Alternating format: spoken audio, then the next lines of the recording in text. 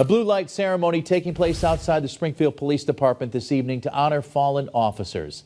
The nationwide ceremony, started by a widow in Pennsylvania, recognizes officers who died in the line of duty. People gathered for the ceremony holding blue candles and also featuring a song and prayer.